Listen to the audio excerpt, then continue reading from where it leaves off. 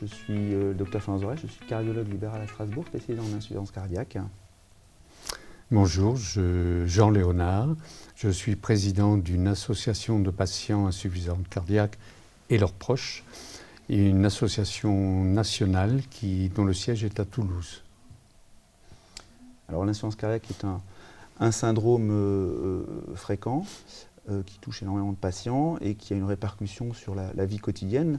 Est-ce que vous, en tant que patient, vous pouvez nous expliquer le retentissement et les conséquences de l'insuffisance cardiaque sur vos activités quotidiennes, sur votre vie? Alors elles sont multiples. Il y a les conséquences physiques d'abord. On est fatigué, je suis fatigué, et les patients sont souvent très fatigués. Et il est très difficile de faire quelque chose, de l'entreprendre. Au départ, ne serait-ce que la marche, ce qui nous est fortement conseillé.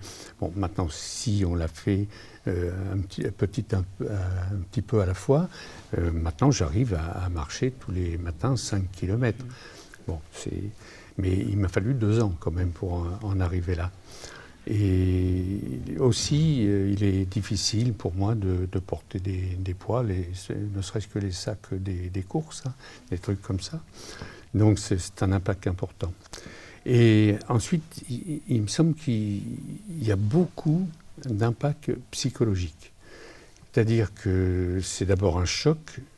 Moi, je suis insuffisant cardiaque suite à plusieurs infarctus consécutifs. Et le fait, pour moi, j'étais très actif, j'étais responsable, on avait une société avec ma compagne, donc on voyageait beaucoup, on travaillait beaucoup, et tout d'un coup, de me retrouver comme ça, presque incapable de monter 3 marches, c'est terrible. Psychologiquement, c'est terrible. Et c'est aussi terrible pour les proches, parce que d'abord, ma compagne était très angoissée, et de me voir dans cet état-là, ça l'inquiétait encore plus. Et il y a aussi les enfants qui sont très impactés. Et pour moi, le moral du patient, je crois, est atteint, mais est atteint de façon très importante. Et dans l'association, ce que nous souhaitons, mais je crois que maintenant c'est possible dans certaines régions, c'est qu'il faudrait un soutien psychologique très rapidement pour que la personne puisse parler. Parce que une des difficultés aussi dans les conséquences, c'est que physiquement, la maladie ne se voit pas. Et les gens ne comprennent pas. Bon, par exemple, je mange très très peu salé, sinon sans sel.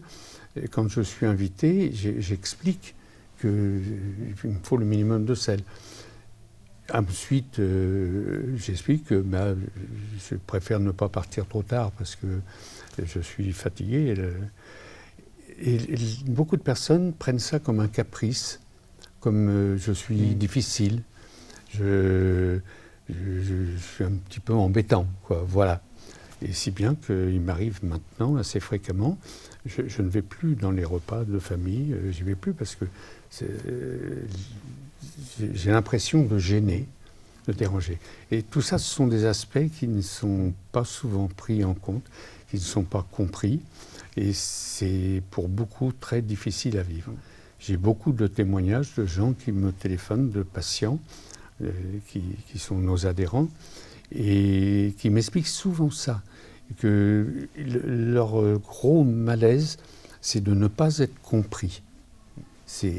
Pour eux, c'est très lourd à porter. Donc, le retentissement, en fait, sur la vie quotidienne est important. Très important. Alors, il est important, pour moi, il a été très important, mais souvent, il y a des personnes jeunes qui sont impactées par la maladie. Et ces personnes jeunes, pour certaines, admettez, moi j'ai fait plusieurs infarctus, j'avais tous les permis, c'est fini, je ne peux plus conduire que mon véhicule. Tous les permis poids lourd, transport en commun, tout ça, ça saute. Mais la personne dont c'est le métier, elle perd son emploi.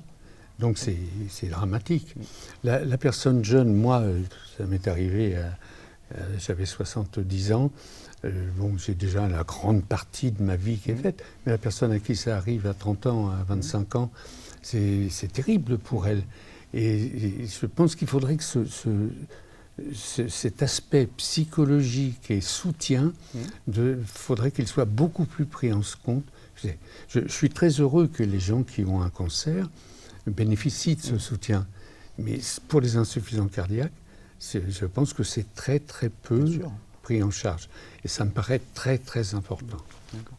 Et au-delà de la fatigue dont vous avez parlé en introduction, en préambule, est-ce que les problèmes respiratoires et l'essoufflement sont aussi handicapants ou c'est vraiment la fatigue qui... Oui, c'est très handicapant.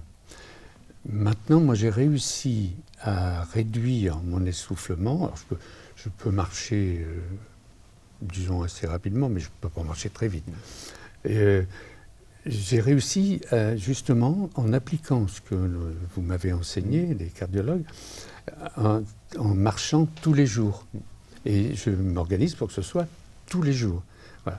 Et moi, il me semble que le fait d'avoir fait ça, alors j'ai démarré petit, après j'ai progressé, et je m'organise pour ne pas le faire quand il fait trop chaud, quand il fait trop froid.